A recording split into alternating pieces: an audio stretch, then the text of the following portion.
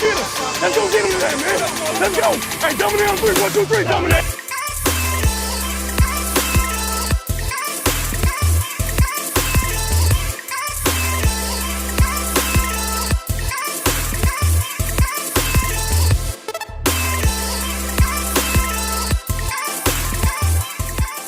And so what did you kind of see in the change from Brock Purdy first half to second half that propelled the 49ers to this win? Well, one of the things I thought was huge was actually the Niners get the ball first to start the second half, and they end up going on a 13-play drive. 10 of those 13 plays were runs. So I think Kyle kind of realized, like, hey, we got to settle Brock down. We can run on the Seahawks. They had the ball for almost, I think it was 7.5 minutes, basically half of the entire third quarter. And they drove all the way down the field. And one thing they did that they weren't really doing in the first half is they actually got a touchdown. They didn't settle for the field goal. Right. They stuck it in the end zone. I thought that was massive because obviously, number one, it gave the 49ers the lead. Number two, it settled Brock down. And number three, you took up half of the third quarter.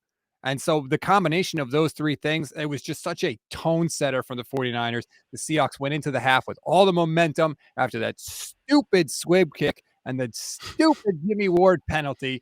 They stole a field goal, so they're like, oh, yeah, we're good. We can do it. And then the Niners come right out in the third quarter and just steamroll them and retake the lead. Exactly. And it was interesting because this is exactly how Kyle Shanahan kind of wanted the half to end, with the 49ers scoring, going up, and then getting the ball in the second half. Obviously, it didn't work out that way with the squib kick call that Shanahan himself said was stupid, and then the horrendous penalty that followed it that gave perfect field position for Jason Myers to kick the field goal and give the Seahawks the lead. But still, the plan apart from that still worked to perfection. 49ers come out and impose their will in the second half. You said it, that long second 7-minute drive with the amount of runs as well. Purdy, you'd seen what he had, and you'd also seen the bit of struggles. The perfect way to balance that out, well, start utilizing the run game. Help Purdy out by getting not necessarily more open looks, but getting more confidence in himself, understanding that if he's not working, the run game is working, and you can continue forward with that. The 49ers had a strong opening possession and really never looked back after that. The defense started coming into gear, and the 49ers offense kept on a roll. Purdy obviously ended with the 4 touchdowns, the most of any rookie in postseason history, and 332 yards. Really a strong second half overall. Oh, he was incredible in the second half. 9 of 11 for Brock Purdy. He ended up throwing for the most yards in the playoffs of any 49ers quarterback not named Joe Montana. And, we're not talking about, an organization like, let's say, the Jaguars, who don't exactly have a rich playoff history. We're talking about the Niners with Steve Young and Joe Montana and Colin Kaepernick, Jeff Garcia, guys that have had really, really good playoff games. Yet Brock Purdy is second to only Joe Montana in terms of passing yards. And we saw that stretch that I was talking about earlier, right? Niners go touchdown, Seahawks fumble, Niners get the ball, touchdown, Seahawks punt, Niners get the ball, touchdown. They scored 3 touchdowns in 10 offensive plays in the second half against the Seahawks. And that's the game right there. Exactly.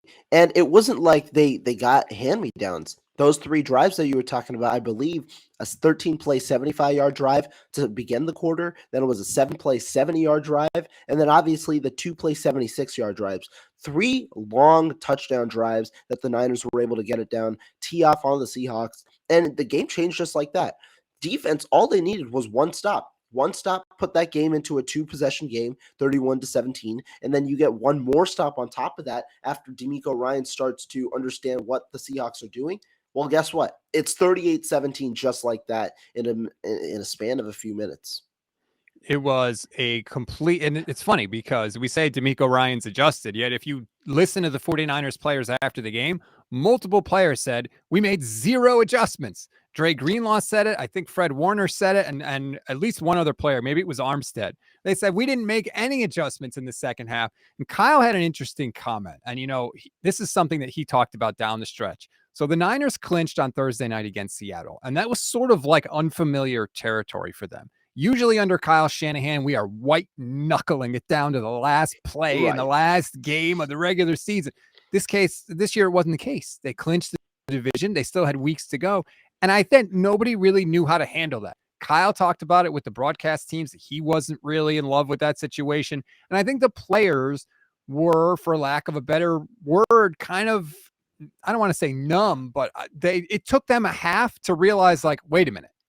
This is the playoffs. This is real. If we lose, we go home. They weren't in that kind of like back against the wall mode in a long time. Right. And so I think it took a half to snap into it. And then once they did, we saw what happened. The Seahawks didn't score until the end of the game when they got a meaningless touchdown, and the 49ers didn't punt in the second half. And that's something very important, right? When you have essentially just keeping your foot on the gas. Kyle Shanahan obviously been a part of that. And the biggest moment really to me was when they were able to pull their starters. Pulling your starters in a playoff game, not something normal, and especially not under Kyle Shanahan. We've seen, I mean, Brandon Staley tried that strategy, and he ended up losing the game in a monstrous game.